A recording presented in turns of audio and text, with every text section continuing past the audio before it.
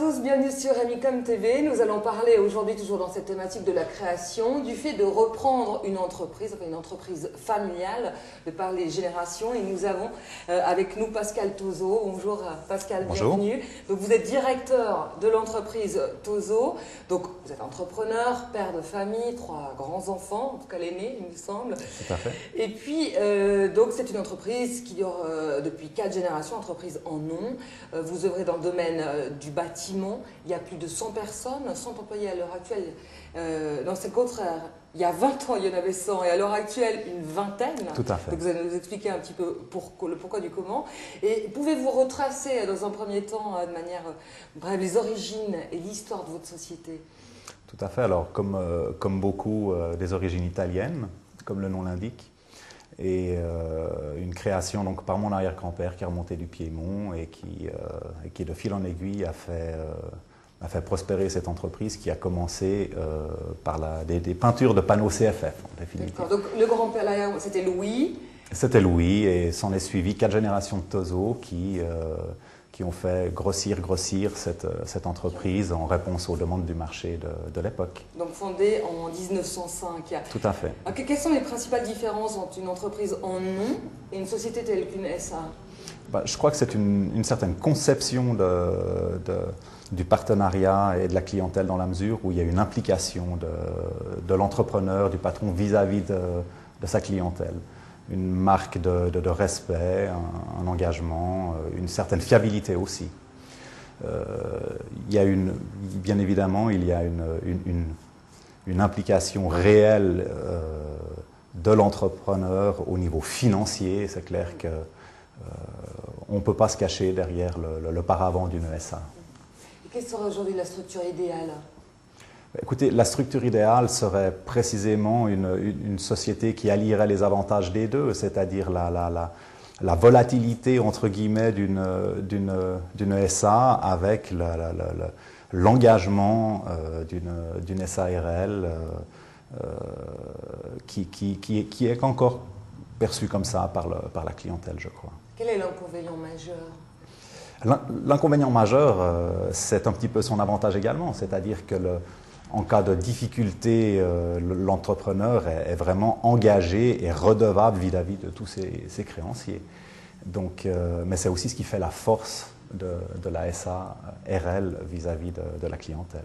Maintenant, si on revient sur le côté familial, d'avoir repris l'entreprise, est-ce que c'était quelque chose qui devait se faire? Est-ce que vous étiez content de le faire à l'époque? Est-ce qu'il ne fallait pas casser s'il y avait une certaine pression? Comment ça se passe?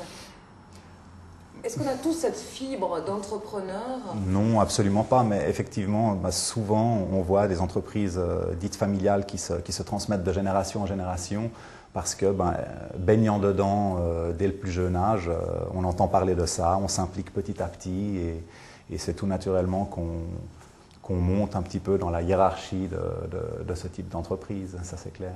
Alors tous ne le font pas, mais c'est assez fréquemment le cas, effectivement. Et qu'est-ce que vous diriez par rapport au fait qu'il y avait énormément d'employés à l'époque, donc une centaine, plus que 20 aujourd'hui? Est-ce que le marché a changé? Est-ce qu'on voit les choses à la baisse? Ça s'est fait de manière graduelle? Ça s'est fait graduellement, oui.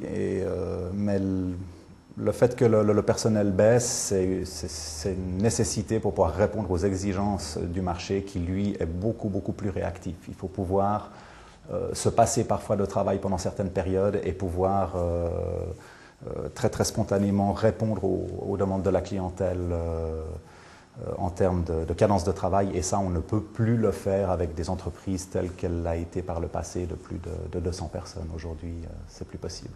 Rappelez-nous donc dans les grandes lignes, vous faites donc dans le bâtiment, tous les métiers du bâtiment? Nous le faisions, et encore une fois, par souci de qualité et de productivité, nous nous sommes spécialisés dans la plâtrerie et la peinture exclusivement désormais. D'accord. Et ce type de structure est-il encore d'actualité? Est-ce que vous encourageriez vos enfants à prendre votre succession?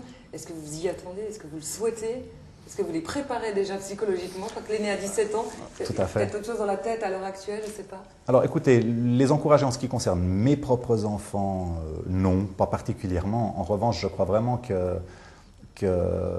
la structure a un avenir dans la mesure où c'est c'est réellement ce qui nous diffère d'aujourd'hui, une manière de travailler beaucoup moins impliquée. Je crois vraiment que c'est une marque de respect vis-à-vis de notre clientèle, d'engagement, et je crois que c'est perçu comme tel. Et ça a réellement un avenir par opposition aux grands groupes anonymes. On voit beaucoup de petites entreprises qui sont convoitées et rachetées par des grands groupes qui viennent de l'étranger.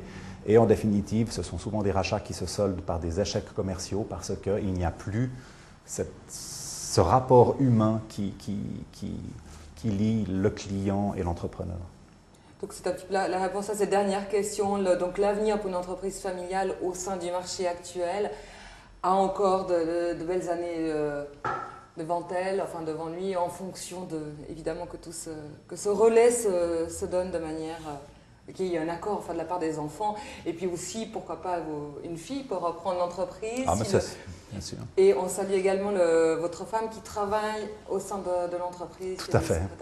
Absolument. Vous n'avez pas tout à fait répondu à la question. Est-ce qu'ils vont reprendre? Qu'est-ce que ça vous ferait si toutefois aucun de vos enfants ne voulait reprendre? Ce serait tout à coup la fin, après plus de 100 ans sur le marché de cette entreprise Tozo.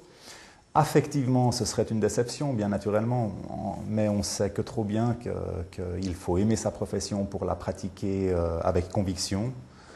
C'est cette conviction qui m'amène à être aujourd'hui entrepreneur en nom.